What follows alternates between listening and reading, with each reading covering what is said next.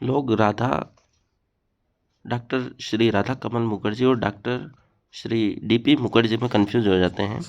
उन दोनों का काम अलग है थोड़ा थोड़ा। डॉक्टर राधा कमल मुखर्जी 1889 से 1968 तक का जीवन काल है। सामाजिक परिस्थिति विज्ञान, जीवन मूल्यों आदि के संदर्भ में सामाजिक संरचना के क्षेत्रों में पहल करने वालों में से एक है। उन्होंने सामाजिक संरचना के क्षेत्र में पहल की है। सामाजिक संरचना को समझने में बहुत ही बड़ा योगदान दिया है। सामाजिक संरचना को समझने के लिए उन्होंने सामाजिक परिस्थिति विज्ञान, जीवन मूल्यों आदि का उपयोग किया है, उनके संदर्भों का उपयोग किया है, जिससे सामाजिक संरचना को अच्छी तरह समझा जा सका। उनका अधिकतर नाम मूल्यों के अंतर्गत ज़्यादा आता है। जब भी मूल्य आता है तो हमें डॉक्टर राधा कमल मुखर्जी को याद करना है। मूल्यों के क्षेत्र में उन्होंने काफ़ी योगदान दिया। जीवन के मूल्यों में सामाजिक परिस्थिति विज्ञान आदि का उपयोग करके, जीवन मूल्यों का उपयोग करके उन्हें सामाजिक संरचना को समझने का प्रयास किया है, जो सामाजिक विज्ञान के विद्यार्थियों के लिए, समाजशास्त्र के विद्यार्थियों के लिए अत्यंत ही लाभकारी सिद्ध हुए।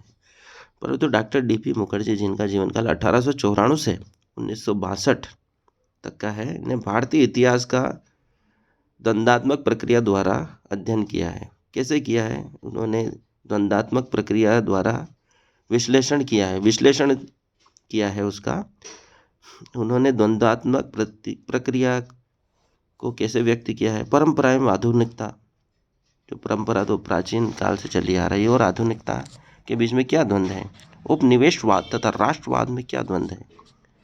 और व्यक्तित्ववाद तथा समूहवाद, राष्ट्रवाद और व्यक्तित्ववाद, राष्ट्रवाद क्या है और व्यक्तित्व क्या है?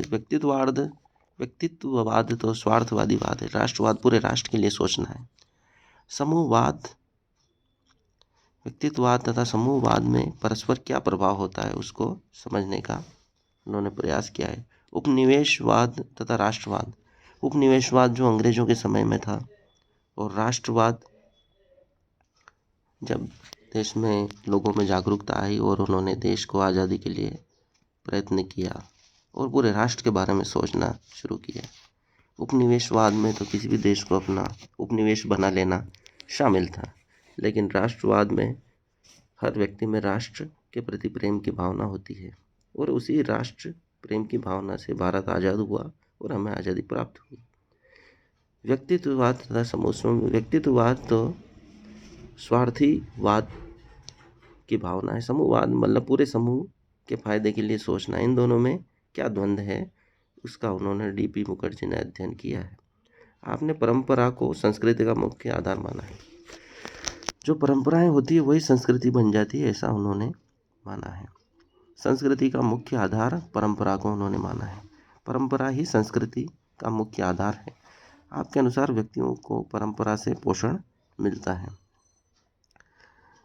आपके अनुसार व्यक्तियों को परंपरा से पोषण मिलता है। व्यक्ति जो होते हैं अपनी परंपरा से पोषण प्राप्त करते हैं, ज्ञान प्राप्त करते हैं, जानकारी प्राप्त करते हैं, अपना स्वभाव प्राप्त करते हैं, अपनी आदतें प्राप्त करते हैं, अपने विचार प्राप्त करते हैं, कैसे उनको कार्य व्यवहार में लाना है, वह स्वभाव प्राप्त करते हैं, अपनी आदतें प्राप्त करते हैं। ये सब परंपरा का हिस्सा है। डॉक्टर डीपी मुखर्जी ने व्यक्तित्व के सामाजिक विकास, भारतीय संस्कृति में विविधता में एकता, भारत में आर्थिक विकास के ऐतिहासिक एवं सांस्कृतिक विशेषताओं का ज्ञान दिया। डॉक्टर डीपी मुखर्जी ने व्यक्तित्व के सामाजिक विकास, मनुष्य का जो व्यक्तित्व है उसका सामाजिक विकास कैसे होता है उसका उन्होंने अध्ययन किया है, हमें समझाया है। व्यक्तित्व के सामाजिक विकास, मनुष्य का जो व्यक्तित्व स्वयं का नहीं होता है, उसका व्यक्तित्व समाज के भी काम आता है, उससे सामूहिक चेतना का विकास होता है, सामाजिकता का विकास होता है, सामाजिक विकास होता है। पूरा समुदाय उस व्यक्तित्व से प्रभावित होता है, समाज प्रभावित होता है। उसका विकास कैसे होता है उसका उन्होंने अध्ययन किया है। व्यक्तित्व के सामाजिक विकास, समाज का भी व्यक्ति पे प्रभाव पड़ता है। अगर समाज जैसा है वैसे मनुष्य का व्यक्तित्व भी बनेगा, उसके व्यक्तित्व का विकास होगा। भारतीय संस्कृति में विविधता में एकता। भारतीय संस्कृति जो है विविधता में एकता लिए है, ये सबको मालूम है। उसका भी उन्होंने अध्ययन किया। भारत में आर्थिक विकास के ऐतिहासिक एवं सांस्कृतिक विशेषताओं का गहन अध्ययन किया है। डॉक्टर टीपी मुखर्जी ने आर्थिक विकास किस प्रकार हुआ है उसके अंदर उसका ऐतिहासिक एवं सांस्कृतिक विशेषताओं का अध्ययन किया है। हमारा जो आर्थिक विकास है उसमें इतिहास का भी योगदान है। ऐतिहासिक जो तथ्य बताते हैं, जो हमारी सांस्कृतिक विशेषताएं बताते हैं, हमारी सांस्कृतिक और ऐतिहासिक कारणों ने ही हमारे अर्थव्यवस्था को सोने की चिड़िया तक पहुंचाया था। उसी का उन्होंने अध्ययन किया है। Doctor G.S. घुरिये 1893 से 1984 मुंबई विश्वविद्यालय में समाजशास्त्र विभाग में प्राध्यापक थे। वे नृजाति शास्त्री एथनोग्राफर थे। अब आपने भारत की जातियों और जनजातियों का अध्ययन, घुरिये जी ने भारत की जातियों और जनजातियों का अध्ययन किया है। मुंबई के विश्वविद्यालय के समाजशास्त्र विभाग में नृजाति शास्त्री थे, एथनोग्राफर थे, प्राध्यापक थे ये, और उन्होंने भारत की जातियों और जनजातियों का अध्ययन किया। 1930 के दशक में डॉक्टर G.S. घुरिये ने भारत में जाति, कास्ट और प्रजाति, रेस पर caste and race in India नामक पुस्तक प्रकाशित की। क्योंकि उन्होंने भारत की जातियों जनजातियों पर अध्ययन किया तो उन्होंने पुस्तक भी उसी पर लिखी है, जाति और प्रजाति पर लिखी है। जाति को अंग्रेजी में कास्ट कहते हैं और प्रजाति को रेस बोलते हैं। जाति और प्रजाति पर जो पुस्तक लिखी है, कास्ट एंड रेस, जाति और प्रजाति, भारत में जाति और प्रजाति, caste and race in India नामक पुस्तक प्रकाशित की। डॉक्टर घुरिये के अनुसार भारत में नातेदारी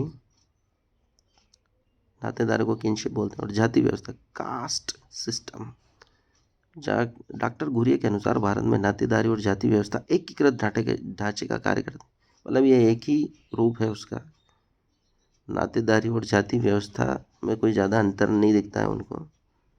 जो नातेदारी है वो जाति व्यवस्था के अंतर्गत ही पाई जाती है, एकीकृत ढांचे का कार्य कर रही है। नातेदारी के बिना जाति व्यवस्था अधूरी है और जाति व्यवस्था में अगर नातेदारी ना हो तो उसका कोई ज़्यादा महत्व नहीं रह जाता। जाति व्यवस्था बनी ही नातेदारी व्यवस्था के कारण ही मजबूत है। अगर नातेदारी ना हो तो जाति व्यवस्था का अस्तित्व समाप्त हो जाएगा। पूरा समाज का स्वरूप नातेदारी व्यवस्था को संचालित कर रहा है, जाति व्यवस्था को संचालित कर रहा है।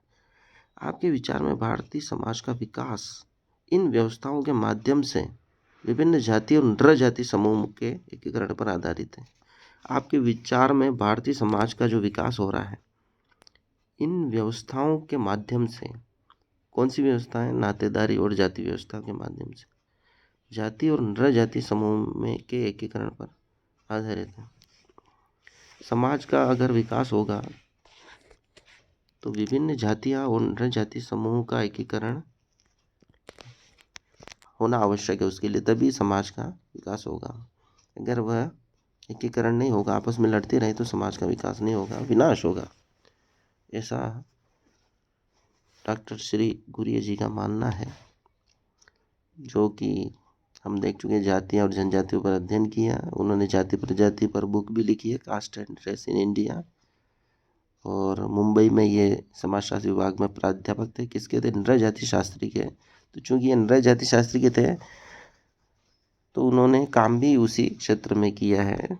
जातीय जनजातियों का अध्ययन उन्होंने प्रजाति के रूप में अधिक किया है और उसको समाजशास्त्र से भी जोड़ दिया है। कह रहे हैं कि ये एकीकृत कब रहेंगे? जब जातियाँ और नृजाति समूह में एकता बनी रहे। नृजाति तो एंथ्रोपोलॉजी का विषय है, पर उन्होंने विभिन्न जातियों को उसके साथ जोड़ के इसको समाजशास्त्रीय तथ्य बना दिया है। इस प्रकार से ये समाजशास्त्र के भी बड़े काम के विचारक रहे हैं और उनके अनुसार समाज में एकता बनाए रखने के लिए नर जाति समूह का और जाति समूह का एकीकरण आवश्यक है। धन्यवाद, आज के लिए इतना ही।